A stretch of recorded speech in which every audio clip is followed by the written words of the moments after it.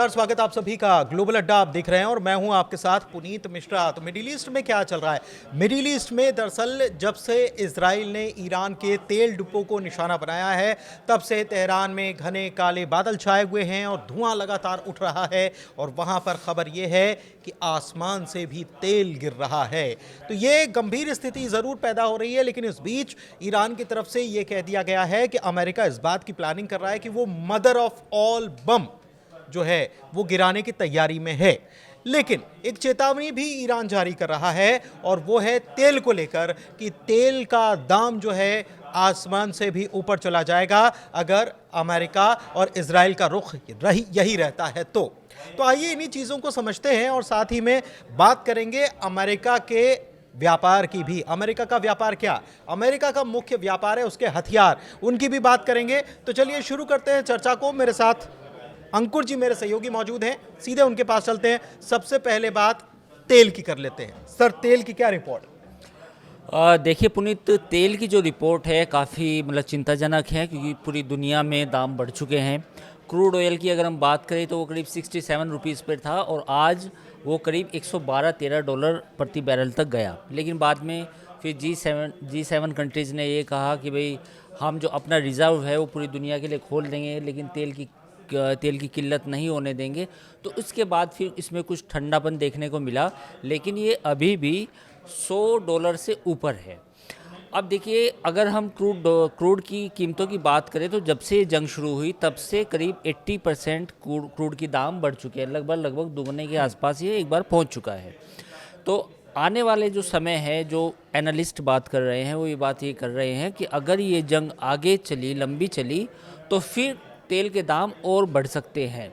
यानी कि ये $150 तक भी जा सकते हैं। कुछ रिपोर्ट्स तो इतनी चिंताजनक है जो कह रही कि $200 तक भी तेल के दाम जा सकते हैं। ईरान भी यही चेतावनी दे रहा है स्ट्रेट ऑफ हॉर्मुज को लेकर के, जो उसने वहां पर किलेबंदी नाकेबंदी कर रखी है। और वो कह रहा है कि अगर यही रहा तो मतलब एक प्रकार से ये ईरान की तरफ से अमेरिका इजराइल पर दबाव है, पूरी दुनिया भी दबाव बनाए कि आप ये जो कर रहे हो इसको रोक दो। देखिए, पूरी दुनिया पर दबाव क्या कि तेल एक ऐसी चीज़ है जो पूरी दुनिया में असर डालती है, सभी देशों पे डालती है और सभी लोगों पे भी डालती है। अब जैसे अगर पुनीत मैं आपकी बात करूं कि आपका तो कोई वास्ता नहीं है, भाई जंग तो ईरान और अमेरिका के बीच में है, लेकिन ये जो तेल आप खरीदेंगे, जो आप अपनी कार में यूज़ करेंगे, वो तेल आपको महंगा मिलेगा। बिल्कुल सही अभी बात। चूंकि भारत में दाम नहीं बढ़े हैं, लेकिन इसका मतलब ये नहीं है कि भारत में दाम नहीं बढ़ सकते, क्योंकि अगर ये $150 प्रति बैरल पर जाएगा तो जाहिर है सरकार इतना घाटा नहीं सह पाएगी, तो फिर तेल के दाम बढ़ाने पड़ेंगे। फ़िलहाल चूँकि ये अच्छी बात है कि फ़िलहाल हमारे देश में तेल महंगा नहीं हुआ, लेकिन पड़ोसी देश पाकिस्तान की बात कर लो, पाकिस्तान में ऑलरेडी तेल महंगा हो चुका है। बांग्लादेश में, हाँ, बांग्लादेश में भी महंगा हो चुका है। तो ये तमाम बातें हैं। तो तेल एक ऐसी कमोडिटी है पूरी दुनिया में, ये जब जब बढ़ती है तब तक ये पूरी दुनिया के लिए चिंता का सबब बनती है। लेकिन जो रिजर्व की बात है कि हम रिजर्व खोल रहे हैं और दाम में थोड़ा सा अभी हमें जरूर, लेकिन कितने दिन तक रिजर्व? ये G7 कंट्रीज़ ने बोला है। अब लोगों का अनुमान ये है कि जो जंग है जो फिलहाल ये चल रही है, ये 1-2 हफ्ते और चले या 4 हफ्ते और चले मैक्सिमम। लेकिन जो आसार है, आप ये देखिए ना कि ईरान वो मुल्क है जिसने इराक के साथ 8 सालों तक जंग करी थी। तो वो एक कौम जो है वो ईरान है, उसको समझना पड़ेगा कि वो लंबे लड़ाई के लिए तैयार है। तो अगर ये जो जंग है फिलहाल ये लंबी खिंचती है, ये 2 महीना या 3 महीने भी खिंचती है, तो इसका असर दुनिया पे आना तय है, इसमें कोई दो राय नहीं है। लेकिन वो कह रहे हैं अमेरिका, ईरान ने कहा है कि इजराइल और अमेरिका मिल करके प्लान कर रहे हैं ग्राउंड ऑपरेशंस करने का, और अगर वो ये कर रहे हैं तो उनको अपने मुगालते दूर कर लेना चाहिए। लेकिन अगर अमेरिका और इजराइल मिलकर ईरान में ग्राउंड ऑपरेशन करते हैं तब क्या चीज़ें ऐसी रहेंगी? उनको ऐसा लग रहा है कि वो कंट्रोल कर लेंगे अभी भी। देखिए, बूट्स ऑन द ग्राउंड, ये कहा जाता है कि जब आर्मी किसी ऑपरेशन करती है तो they should be boots on the ground, लेकिन ऐसा आपको नहीं लग रहा। देखिए, अगर बूट्स ऑन द ग्राउंड की अगर हम बात करें तो ईरान एक तो बड़ा कंट्री है, फिर आप ईरान में जो IRGC है वो करीब उसके 41 डिस्ट्रिक्ट्स में फैली हुई है। तीसरी बात ये है कि जैसा मैंने आपको बताया कि उन्होंने इराक के साथ 8 सालों तक लड़ाई लड़ी थी, 8 सालों तक जंग लड़ी थी। तो अमेरिका इजराइल के लिए ये हलवा नहीं है, बूट्स ऑन द ग्राउंड इतना आसान काम नहीं है। देखिए, अभी चूँकि टेक्नोलॉजिकल एडवांसमेंट है तो उन्होंने एयर सुपरमेसी एक तरह से कह सकते हो कि भाई उनके जहाज़ अंदर चले जाते हैं ईरान के एयर स्पेस में, but boots on the ground मुझे प्रैक्टिकल नहीं लग रहा। और अगर इसमें हुआ ऐसा तो अमेरिका इजराइल को कैजुअल्टी होगी, काफ़ी सैनिक मारे जा सकते हैं। और ये ईरान नहीं है कि जो इतना जख्म सहने के बाद भी वहाँ पे जो उनके ऑपरेशन जारी भी रखेंगे, क्योंकि अभी अमेरिका मिड टर्म में जाएंगे, डोनाल्ड ट्रंप मिड टर्म में जाएंगे, तो दे डोंट वांट कि वहाँ से कॉफिन वापस आए अमेरिका में या इजराइल में इतनी भारी संख्या में नुकसान हो। और वहाँ की जनता की, जैसे अभी कुछ सर्वे भी आ रहे हैं अमेरिका में जो ये कह रहे हैं कि most of the Americans are not in favour of war with the Iran. तो अगर ईरान के साथ जंग होती है और उसमें कैजुअल्टी होती है खासतौर पर अमेरिका के सोल्जर्स की, तो it is not going to benefit America as an internal politics, क्योंकि वहाँ मध्यावधि चुनाव होंगे और मध्यावधि चुनाव में डोनाल्ड ट्रंप नहीं चाहेंगे कि उनकी सीटें कम आएँ उनकी पार्टी की और फिर वो कोई लेजिस्लेशन पास ना करवा पाए अमेरिकी कांग्रेस में। बिकॉज अगर वो कमज़ोर पड़ते हैं मध्यावधि चुनाव में तो डोनाल्ड ट्रंप के लिए बहुत मुश्किल होगा फिर एग्जीक्यूटिव ऑर्डर्स पास करना, क्योंकि फिर तो ये भी हो सकता है कि अगर वहाँ पे डेमोक्रेट्स ज़्यादा संख्या में आ गए तो इम्पीच भी कर सकते हैं प्रेसिडेंट को, तो उनके लिए स्थिति बहुत खतरनाक लेकिन होगी। एक चीज़ है, अमेरिका के पास एक वो चिराग जो है उसकी इकोनॉमी को बूस्ट करने का, वो चिराग है उसके हथियार। और हथियार मतलब कि दुनिया में जंग हो, हथियार बिके। ये आज से नहीं है, आप सीरिया देख लीजिए, अफगानिस्तान देख लीजिए, इराक देख लीजिए, तमाम मुल्कों में जो अमेरिका करता आया है। और अब ईरान के साथ साथ ईरान ने तो ये कहा था कि हम रीजनल वॉर में ये अगर आप अटैक करेंगे तो तब्दील हो ही जाएगा। लेकिन अमेरिका के ही जो अलाय हैं, जो मिडिल ईस्ट में हैं, उनको भी अब हथियारों की ज़रूरत पड़ेगी। तो एक बड़ा मार्केट तो अमेरिका के लिए खुल रहा है, उसको इस अपॉर्चुनिटी बाद की बात है। देखिए पुनीत, बिल्कुल बात आपकी सही है कुछ हद तक कि भाई नया मार्केट खुलेगा, लेकिन मार्केट खुलने से पहले तो अभी तो जंग चल रही है ना, अभी तो मार्केट में हथियार ही नहीं है। अभी अमेरिका और इजराइल के लिए सबसे बड़ी दिक्कत ये है कि उन्होंने 1-2 साल से तो जो उनकी इंटरसेप्टर्स थे या बैटरीज थी वो तो यूक्रेन में लगी हुई हैं। फिर क्या हुआ कि जो ईरान ने तबाही मचाई है, जो उनके रडार्स ख़त्म किए हैं, और फिर जो उनकी सप्लाई है, कहीं ना कहीं सप्लाई चेन प्रभावित हुई है। इस बात को मानना पड़ेगा अमेरिका की, क्योंकि अगर अमेरिका की सप्लाई चेन प्रभावित ना होती तो अमेरिका 2 हफ्तों में ये क्लेम कर सकता था कि भाई 2 या 3 हफ्तों में कि भाई मैं जंग जीत चुका हूँ, लेकिन अभी तो कोई ऐसे आसार नज़र नहीं आ रहे। तो मुझे लगता है कि यूक्रेन युद्ध के कारण अमेरिका की एक सप्लाई चेन जो हथियार बनाने की क्षमता है वो प्रभावित हुई है। और ईरान तो ये बात कह चुका है, अली लारीजानी ने भी ये बात कही है जो उनके सिक्योरिटी चीफ है, कि हम तो 20 साल से अमेरिका के साथ जंग करने की तैयारी कर रहे थे। और ईरान जो है करीब हर महीने करीब 3 से 4 हज़ार ड्रोन बनाता है, और वो ड्रोन जिसकी कीमत मात्र $20,000 है और जिसको ख़त्म करने के लिए 113 मिलियन का एक इंटरसेप्टर काम होता है, यूज़ किया जाता है। तो फाइनेंशियली भी और संख्या के लिहाज से भी America is also running out of weapons. तो वो इसलिए यही बात है कि अपनी सप्लाई चेन को दुरुस्त करने के लिए यूक्रेन से भी कुछ चीज़ें मंगाई जाएंगी। नाटो में के कुछ अलाई है, जैसे तुर्की है, टर्की को ऐसा कहा गया है, खबरें शुरू कर दी है, ऐसी खबरें ये भी है कि तुर्की की एक कंपनी को बड़ा ऑर्डर मिला है ड्रोन बनाने का और इंटरसेप्टर बनाने का, तो वो भी एक है।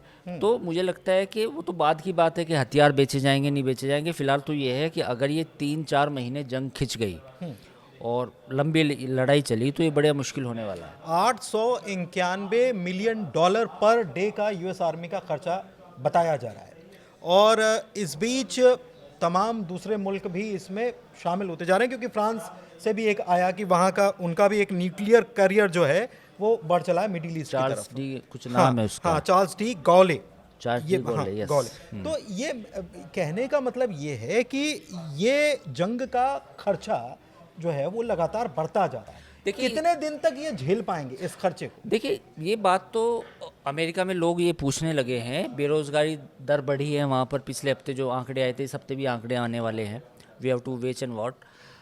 तो अमेरिका में ये लोग, आम लोग ये बात कहने लगे हैं कि जो खर्चा है, जो पैसे आप खर्च कर रहे हैं, वो पैसे नहीं खर्च होने चाहिए और इस लड़ाई से जो ईरान के साथ हमने की है एज एन अमेरिकन, जो लोग कह रहे हैं हमारा कोई वास्ता नहीं है।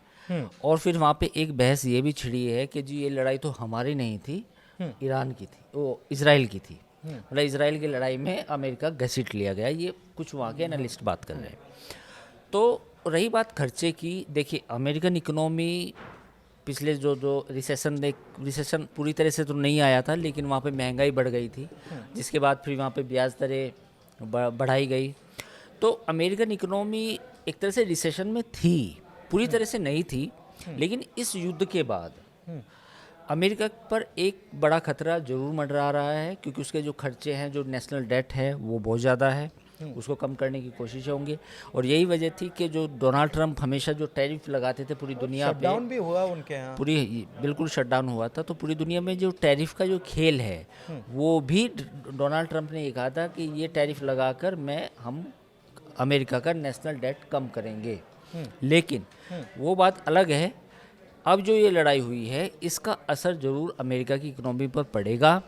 और जैसा कि मैंने आपको पहले बताया कि मध्यावधि चुनाव है, डोनाल्ड ट्रंप के लिए इतना आसान नहीं होगा इस लड़ाई को लंबा खींचना, कहीं ना कहीं कुछ बातचीत ज़रूर होगी। तो मध्यावधि चुनाव में अगर रिपब्लिकन पार्टी को नुकसान होता है तो उसके लिए मौजूदा सरकार ही जिम्मेदार होगी, यानी कि डोनाल्ड ट्रंप। अच्छा, एक चीज़ और है कि ये कहकर कि ईरान न्यूक्लियर बॉम्ब बना सकता है, अभी भी ये कहा जा रहा है कि एक उनके जो सुप्रीम लीडर है उनको तो हमने ख़त्म कर दिया, लेकिन हम नहीं चाहते कि वो फिर से ऐसा कुछ करने की कोशिश करें, और इसीलिए हम अपना ऑपरेशन जारी रखे हुए, इसलिए वो यूरेनियम जो है उसको भी कब्जे में लेने की बात कही जा रही है। लेकिन आपको लग रहा है कि ये पूरा जो वॉर जिस सिचुएशन में आ खड़ा हुआ है, कहीं भी यूरेनियम की कोई चर्चा, कोई जिक्र, कोई चिंता है, या फिर अपना एक एजेंडा सेट करना है? क्योंकि आज ही एक खबर ये सामने आती है, लिंडसे ग्राहम जो हैं उन्होंने ये कहा कि वेनेजुएला के पास 31%, दुनिया का 31% ऑयल रिजर्व है, और अब तो वो हमारा अलाय है या हमारे कब्जे में है, जो भी मान लीजिए। तो ये एक चीन को पटखनी देने के लिए बहुत अच्छा है। तो क्या ईरान के तेल पर ही नज़र है, बेसिकली खेल उसी का है, या फिर वो यूरेनियम वाला मामला वाकई में दुनिया को बचाना है? नहीं, दुनिया को कोई नहीं बचाता पुनीत, ये तो आप भी जानते हैं, सारी दुनिया जानती है। वेनेजुएला में तेल की बात आपने कही, कुछ रिपोर्ट्स ऐसी है कि वेनेजुएला के पास जो सोना था वो भी शायद अमेरिका शिफ्ट कर दिया गया। हालांकि मैं कंफर्मेशन नहीं कह सकता, मैं तो सोशल मीडिया की बात बता सकता हूँ। पूरी दुनिया में ये तेल की लड़ाई है और इसमें कोई दो राय नहीं है। अमेरिका ने जो अटैक किया तो इसमें अब यूरेनियम की तो बात ही नहीं हो रही बेसिकली, अब ये बात हो नहीं रही कि भाई यूरेनियम कहाँ है। अच्छा, ईरान को सबसे बड़ा जो धक्का पहुंचा है वो धक्का इस बात से पहुंचा है कि अगर आप खामनेई को नहीं मारते तो एक बार लगता कि ईरान के साथ आपकी बातचीत हो सकती थी। जो आपने पिछले साल जून में जो लड़ाई लड़ी थी, ये लड़ाई अभी 5-6 दिन चल के ख़त्म हो सकती थी। लेकिन IRGC या उसके कमांडर इस बात से ज़्यादा खपा है कि आपने हमारे सुप्रीम लीडर को ही मार दिया, तो हम उसका बदला लेंगे। अब वो बदले में चाहे हमारा कितना भी नुकसान हो, वो हम नुकसान सहन करेंगे, बट हम आपके साथ जंग लड़ेंगे। तो ईरान का तो पॉइंट ऑफ व्यू ये है। दूसरा सवाल जो आप कह रहे हो अमेरिका का, अमेरिका को ये उम्मीद थी कि जैसे वेनेजुएला एक हलवे के तौर पर प्लेट में आ गया, उसका तेल भी आपके कब्जे में आ गया, उसके एसेट्स भी आपके कब्जे में आ गई, तो हो सकता है कि दुनिया का चौथा सबसे बड़ा प्रोड्यूसर तेल का ईरान, ये भी हमारे कब्जे में आ जाएगा मात्र 2 हफ्ते में या 1 हफ्ते में। ऐसा तो नहीं कि इसराइल, चूंकि वॉर तो इसराइल ने शुरू किया पहले, तो नहीं, लेकिन मैं ये समझ, इसराइल के मोटिव अलग हैं, अमेरिका के अलग। नहीं, मोटिव तो अलग हैं, लेकिन मिसगाइड तो नहीं है अमेरिका को कर दिया कि आप करके देखो बस हो जाएगा यूं। ये हो सकता है, लेकिन इसराइल का मोटिव था, इसराइल की एग्जिस्टेंस को सवाल था, क्योंकि ईरान हमेशा यही कहता था कि भाई हम इसको नक्शे से मिटाएंगे। तो इसराइल को तो वो थ्रेट पूरी करनी थी। हो सकता है अमेरिका को ये लालच दिया हो कि हमारा तो ये काम हो जाएगा, हमारा दुश्मन मर जाएगा। दूसरा आपका फ़ायदा ये होगा, जो तेल है, हाँ, तेल गैस जो है और जो और एसेट्स होंगी वो आपकी हो जाएंगी। लेकिन वो अंदर जाकर फंस गया, क्योंकि 1 2 3 अब तो एयरक्राफ्ट कैरियर जंगी जहाज जो है आपको नहीं, वो तो मतलब अब कितना खर्चीला हो रहा गल्फ है ऑफ ओमान की तरफ चला गया। अब तो जो फारस की खाड़ी है जिसको हम स्ट्रेट ऑफ हॉर्मुज बोलते हैं, तो पहले तो अब्राहम लिंकन वहाँ पे था, वो लेकिन तो जब पीछे खिसकता जा वो रहा है ओमान पीछे की तरफ। करीब 1000 नॉटिकल माइल्स पीछे चला गया है। तो उनको अमेरिका को मतलब ये एक अंदेशा हो गया है कि जो भी देखिए- नुकसान हो अड़ोसी पड़ोसी क्या हो हम वहां से यूज करेंगे और उनका मिसाइल करे तो कोई दिक्कत नहीं, आपस में लड़ा दो। इसीलिए मैं ये कह रहा हूं क्योंकि मसूद पेज़ेश्कियान जो है वो ये कह चुके हैं कि आपस में भाइयों को लड़ाने का काम हो रहा है, ये वो कह रहे हैं। अमेरिका ये कह रहा है यूएन में ये कह रहा है कि सहयोगियों पर हमला करना, उसी के अड़ोसी पड़ोसियों पर हमारे सहयोगी जो हैं, ईरान के लिए मुश्किल पैदा कर रहा है। देखिए, बिल्कुल ईरान ने जो बात कही है कि हमारे पड़ोसी हैं, हम फारसी अरबी भाई भाई हैं, हमारा कल्चरल रिश्ता भी है, हमारी सब कुछ चीज़ें भी बहुत सारी एक दूसरे से मिलती हैं, और ईरान कभी भी जो है अलहदा नहीं रहा अरब मुल्कों से। लेकिन अभी अगर आप वहाँ की जितने भी गवर्नमेंट्स देखेंगे या जो भी हैं, चाहे ओमान हो, कतर हो, बहरीन हो, सऊदी अरब हो, वो अब उनके अमेरिका के साथ रिश्ते ज़्यादा मजबूत हैं, या यूं कहें लेकिन कि रिश्ते मजबूत भले ही हैं, लेकिन क्या वो सुरक्षित हैं? सवाल तो अब मौजूदा दौर में ये भी खड़ा हो गया। अब यही तो सवाल है। अब वो जो उनको इनसिक्योरिटी हुई है वो इसलिए हुई है कि ईरान ने जो अपना गेम प्लान है वो ऐसे खेला है कि जो इनके पपेट कंट्रीज़ हैं अमेरिका के, उसकी नज़रों में मैं इन पर अटैक करूँगा। तो इस वजह से पूरी कहीं ना कहीं इक्वेशन गड़बड़ाई है। अब जैसे यूएई है, यूएई के साथ कोई बड़ा झगड़ा नहीं था ईरान का, लेकिन ईरान ने इसलिए उनको टारगेट किया क्योंकि वहाँ सबसे बड़ा एयरबेस है यूएई में।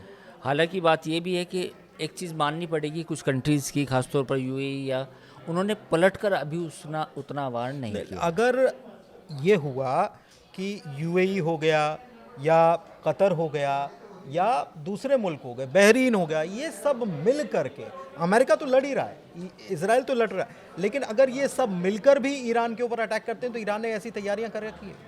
देखिए, अगर वो ईरान पर अटैक करते हैं तो जो ईरान के पास अगर उस वक्त तक मिसाइलें बची तो वो ज़्यादा नुकसान हो सकता है।